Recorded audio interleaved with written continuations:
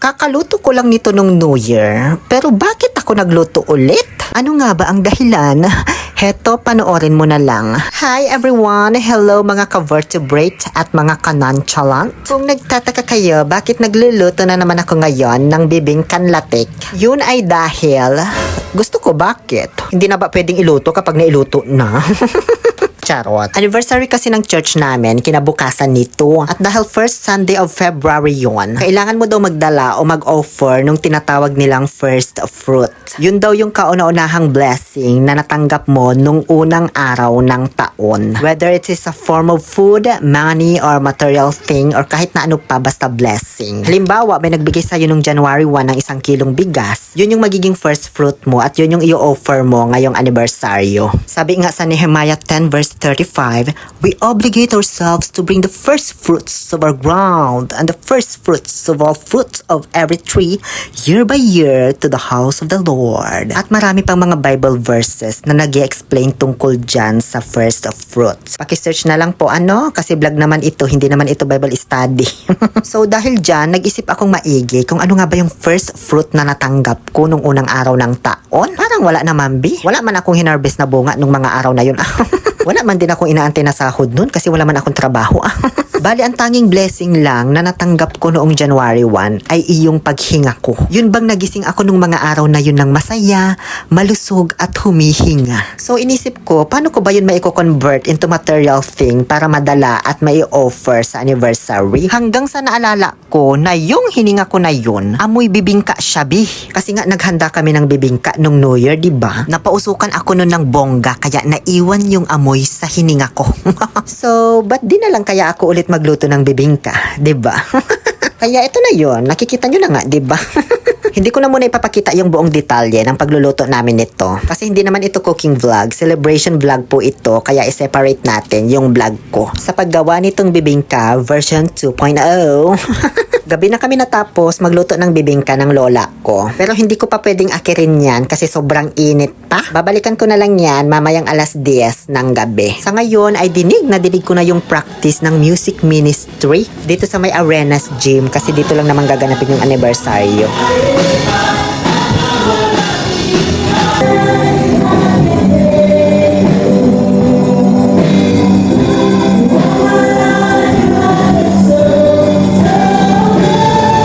Tama na muna yan, baka mapaus kayo kinabukasan.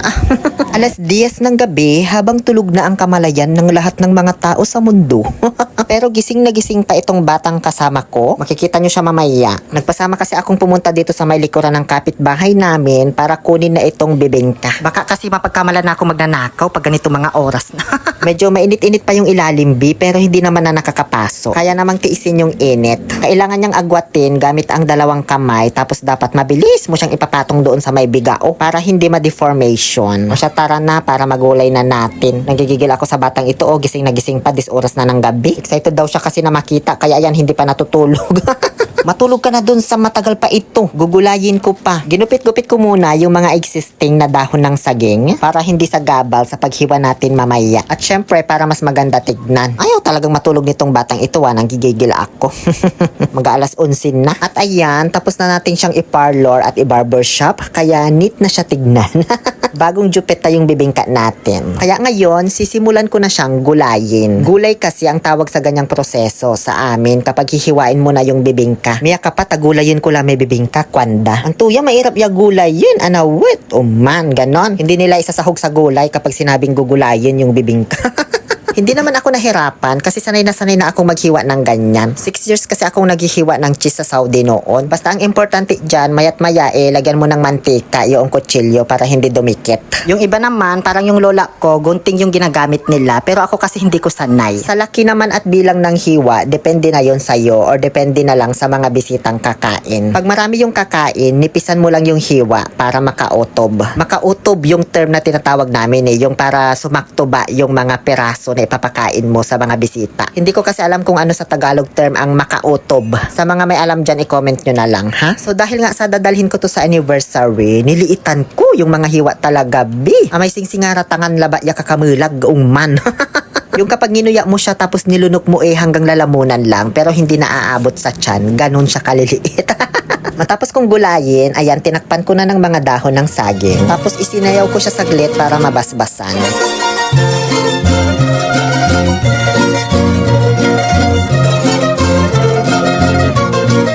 Siyempre, dahil nga sa matamis ito, may posibilidad itong langgamin. Kapag magdamag na nakalagay lang dyan sa ibabaw ng lamesa. Bukas ko pa kasi ito dadalhin. Kaya ayan, kumuha ako ng maliit na planggana na may tubig. Tapos pinatungan ko ng 2 baonan para maging elevated siya. Saka ko naman na ipinatong yung kanyang bakal na patungan. So, ganyan na po yung magiging itsura niya. O, lalanggamin pa ba yan? Dadaan muna sila ng swimming pool bago sila makarating doon sa bibingka. Unless manggagaling sila sa itaas tapos tatalon sila papunta dyan. Akala nyong mga langgam kayo, ha? Ipaltaw ang tawag naman namin sa ganyang proseso. Bale, nagluto rin pala ako sa oven ng kaunti lang na ipapakain ko naman dito sa amin. Kasi ayoko nang mabawasan pa yung dadalhin ko sa anniversary. Gusto ko buo yun. So alam nyo naman si tatay ko mahilig sa bibingka kaya hindi niya pwedeng hindi matikman niya. Kaya gumawa pa ako ng separate using oven. Kung 2 lang sana yung tuunan namin ng bibingka, 2 talaga gagawin ko. Alam nyo, habang ginugulay ko itong lutong oven, dito ko na pag-alaman na mayroon siyang pagkakaiba talaga doon sa lutong tradisyonal. I-explain ko na lang ng maigi sa inyo sa ating cooking vlog. So ayan na po yung ating bibingka from electric oven. At ito naman ang ating bibingka from traditional oven. O, diba itsura pa lang? Kita nyo na yung pagkakaiba nila, ha? Lalagyan ko siya ng sticky notes para hindi sila magkamali ng kakainin. Kasi kinabukasan, for sure, kapag nagkape yung tatay ko, ito ang una niyang hahanapin, baka mamali siya ng kainin. Diyos ko, mabawasan pa niya yung dadalhin ko sa anniversary. So ito ang kainin nyo. Huwag nyong kainin naman ito. Okay?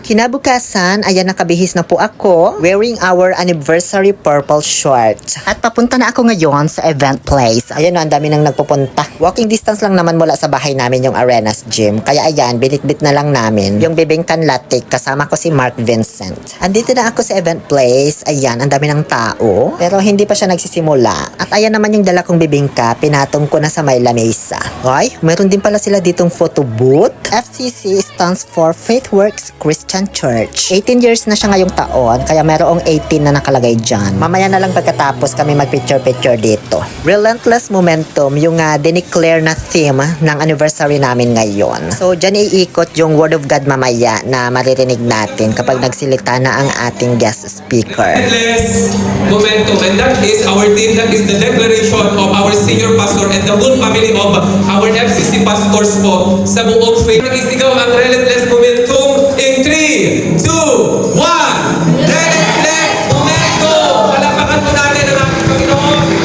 Hallelujah! Pwede na po tayo umupo. Dahil sa iyo, ako ay aawit na may kagalakan. Pupurihin kita, O Diyos, na kataas-taasan.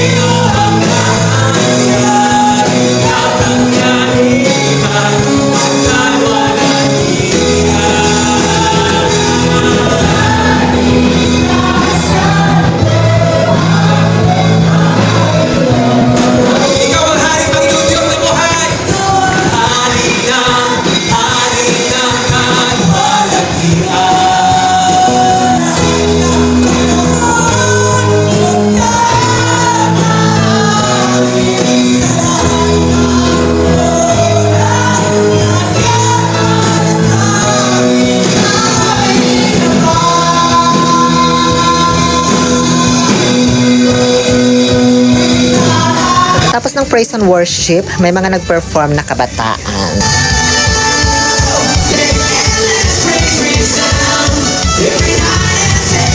Munod naman ang testimony. Kayawin ka magtiwala, buong puso at lubusan. At huwag kang mananahan sa sariling karunungan. Tapos ay performance naman ng mga bata. Kasama na dyan yung pamangkin kong nagpuyat kagabi dahil sa bibingka.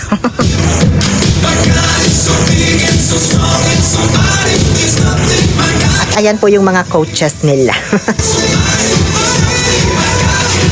So, tawagan ko lang, no? Ang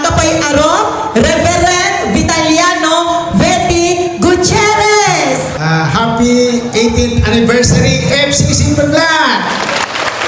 Amen. Kung dati kayo suplada, ngayon mapagmahal na. Hindi na suplada. Di ba? Matulungin ka. Makikita si Kristo sa buhay mo. Kasi pag hindi nakita, anong sasabihin ng mga kasama mo sa bahay na wala sa Panginoon? Ganyan ba tinuturo niya sa church niyo? Di ba ganon? Yung mga youth na born again, tapos ang nanay at tatay hindi born again. Di ba? Tapos sabi niyo, nagkamali. Ganyan ba tinuro ni pastor? Kasalanan pa ni pastor. Di ba? Kaya dapat, sabi ko sa mga youth, talagang gawin nyo lahat ng magagawa nyo. Di ba? Yung dating ikaw ay hindi naguhugas ng plato, pagkatapos kumain, hugasan mo kaagad ng plato. Yung dating hindi naglilinis ng bahay, pagdating ni nanay, mantahan ng anak ko, anak, pwede ba sumama sa'yo sa linggo? Di ba? Kaya nung ako nakakilala sa Lord, nagbakasyon ako 60 days, sabi ko, kilala ako ng asawa ko eh. Sabi ko, Lord, turuan niyo ako, hawakan niyo ako na walang masasabi ang asawa ko for 60 days. Kasi pag may nakita niyang hindi maganda, katulad ng dati ko, hindi mo siya madadala. Sabi niya, hinuhubog ka ng Panginoon araw-araw. Pwede tayo isang buong araw lang magbigay ng testimony. Marami yan. Bakit? Naranasan nila kasi buhay talaga ang Diyos. Amen? So, Pagkatapos ng Word of God at benediction, ayan, pinag-pray po lahat ng mga may sakit. Pagkatapos mabusog ang aming spirit sa Word of God, bubusugin naman na ngayon ang aming physical na katawan. Ganun yun. Maraming salamat po sa food ministry para sa hinanda ninyong mga pagkain. Hindi na pala nila binuksan yung dala kong bibingka dito kasi hindi rin magkakasya sa lahat ng mga nandito. So para na lang po yun sa mga ministry na nag-prepare at nag-organize para sa event na ito. Hanggang sa ayan, kumain na ako ng pasimple lang ba? Ganun. Parang si Heidi Mendoza lang nung nabidyohan siya habang kumakain sa styro. O sige, kain lang kayo dyan, Auntie Imelda. Ay, andito rin pala lola ko. Akala ko nagkakantore siya doon sa may Campo Santo. Charot. Uy, tapos na kaming kumain at ang dami na rin pong nagsisiuwian. Yung iba na may nagliligpit ng mga kalat. Hindi pa kami umuwi kasi gusto pa naming magpa-picture doon sa may putobot. Kasi ang dami pang mga nagpapa-picture B kaya inaantay na lang namin. So, yun lamang po. Dito na po natatapos ang Faith Works Christian Church 18th Anniversary Celebration. Maraming salamat po sa panonood. Muli, ito po ang inyong Happy Pill Oliver Castro na nagsasabing, no to toxicity, let's make people deepen their relationship to God. Yan ang katawang binayubayo pang ikaw ay mabuhay.